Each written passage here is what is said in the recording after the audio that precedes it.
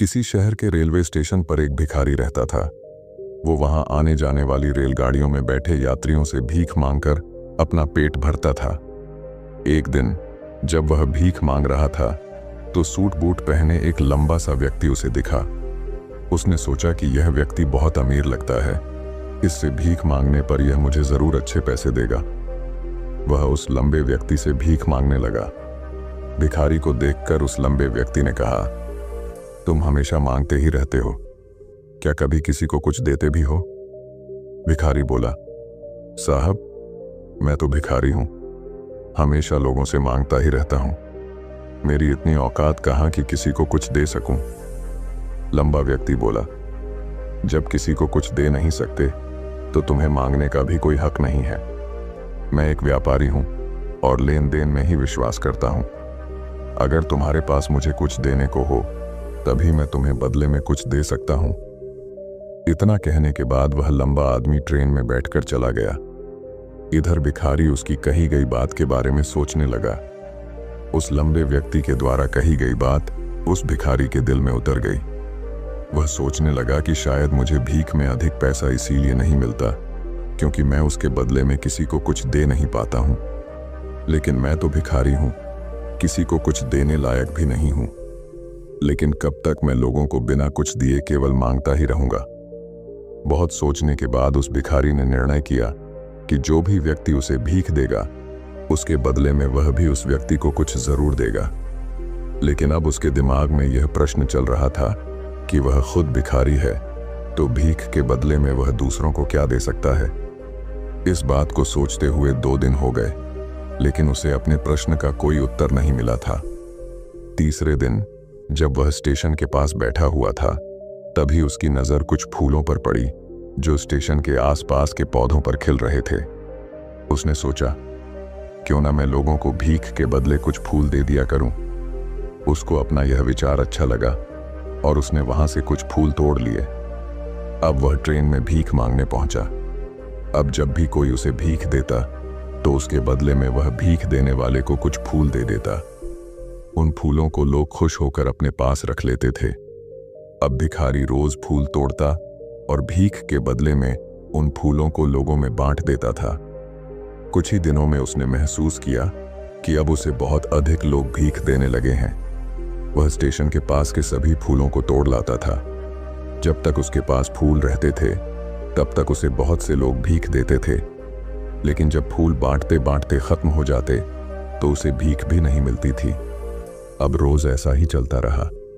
एक दिन जब वह भीख मांग रहा था तो उसने देखा कि वही लंबा व्यक्ति ट्रेन में बैठा है जिसकी वजह से उसे भीख के बदले फूल देने की प्रेरणा मिली थी। वह तुरंत उस व्यक्ति के पास पहुंच गया और भीख मांगते हुए बोला, आज मेरे पास आपको देने के लिए कुछ फूल हैं। आप मुझे भीख दीजिए तो बदले में मैं आपको कुछ फूल दूंगा। उस लंबे व्यक्ति ने उसे भीख के रूप में कुछ पैसे दे दिए और भिखारी ने कुछ फूल उसे दे दिए। उस लंबे व्यक्ति को यह बात बहुत पसंद आई। वह बोला, वाह क्या बात है, आज तुम भी मेरी तरह एक व्यापारी बन गए हो। इतना कहकर फूल लेकर वह लंबा व्यक्ति अपने स्टेशन पर उतर गया। लेकिन उस लंबे व्यक्ति द्वारा कही गई बात एक बार फिर से उस भिखारी के दिल में उतर गई। वह बार बार उस लंबे व्यक्ति के द्वारा कही गई बात के बारे में सोचने लगा और बहुत खुश होने लगा। उसकी आंखें अब चमकने लगीं। उसे लगने लगा कि अब उसके हाथ सफलता की वह चाबी लग गई है जिसके द्वारा वह अपने जीवन को बदल सकता है। वह तुरंत ट्रेन से नीचे उतरा और उत्साहित होकर बहुत तेज आवाज में ऊपर आसमान की तरफ देखकर बोला, मैं भिखारी नहीं हूं, मैं तो एक व्यापारी हूं, मैं भी अमीर बन सकता हूं। लोगों ने उसे देखा तो सोचा कि शायद यह भिखारी पागल हो गया है और अगले दिन से वह भिखारी उस स्टेशन पर फिर कभी नहीं दिखा। लेकिन 6 महीने बाद इसी स्टेशन पर 2 व्यक्ति सूट बूट पहने हुए यात्रा कर रहे थे। दोनों ने एक दूसरे को देखा तो उनमें से एक ने दूसरे से हाथ मिलाया और कहा, क्या आपने मुझे पहचाना? दूसरा व्यक्ति बोला, नहीं, क्योंकि मेरे हिसाब से हम लोग पहली बार मिल रहे हैं। पहला व्यक्ति बोला, नहीं, आप याद कीजिए, हम पहली बार नहीं बल्कि तीसरी बार मिल रहे हैं। दूसरा व्यक्ति बोला, मुझे याद नहीं, वैसे हम पहले 2 बार कब मिले थे? अब पहला व्यक्ति मुस्कुराया और बोला, हम पहले भी 2 बार इसी ट्रेन में मिले थे। मैं वही भिखारी हूं जिसको आपने पहली मुलाकात में बताया कि मुझे जीवन में क्या करना चाहिए, और दूसरी मुलाकात में बताया कि मैं वास्तव में कौन हूं। दूसरा व्यक्ति मुस्कुराया और अचंभित होते हुए बोला, ओ, याद आया, तुम वही भिखारी हो जिसे मैंने एक बार भीख देने से मना कर दिया था और दूसरी बार मैंने तुमसे कुछ फूल खरीदे थे। लेकिन आज तुम ये सूट बूट में कहाँ जा रहे हो और आजकल क्या कर रहे हो? तब पहला व्यक्ति बोला, हाँ, मैं वही भिखारी हूं, लेकिन आज मैं फूलों का एक बहुत बड़ा व्यापारी हूं और इसी व्यापार के काम से ही दूसरे शहर जा रहा हूं। कुछ देर रुकने के बाद वह फिर बोला, आपने मुझे पहली मुलाकात में प्रकृति का वह नियम बताया था जिसके अनुसार हमें तभी कुछ मिलता है जब हम कुछ देते हैं। लेन देन का यह नियम वास्तव में काम करता है। मैंने यह बहुत अच्छी तरह महसूस किया है, लेकिन मैं खुद को हमेशा भिखारी ही समझता रहा। इससे ऊपर उठकर मैंने कभी सोचा ही नहीं। और जब आपसे मेरी दूसरी मुलाकात हुई तब आपने मुझे बताया कि मैं एक व्यापारी बन चुका हूं। अब मैं समझ चुका था कि मैं वास्तव में एक भिखारी नहीं बल्कि व्यापारी बन चुका हूं। मैंने समझ लिया था कि लोग मुझे इतनी भीख क्यों दे रहे हैं, क्योंकि वह मुझे भीख नहीं दे रहे थे बल्कि उन फूलों का मूल्य चुका रहे थे। सभी लोग मेरे फूल खरीद रहे थे क्योंकि इससे सस्ते फूल उन्हें कहाँ मिलते। मैं लोगों की नज़रों में एक छोटा व्यापारी था, लेकिन मैं अपनी नज़रों में एक भिखारी ही था। आपके बताने पर मुझे समझ आ गया कि मैं एक छोटा व्यापारी हूँ। मैंने ट्रेन में फूल बांटने से जो पैसे इकट्ठे किए थे उनसे बहुत से फूल खरीदे और फूलों का व्यापारी बन गया।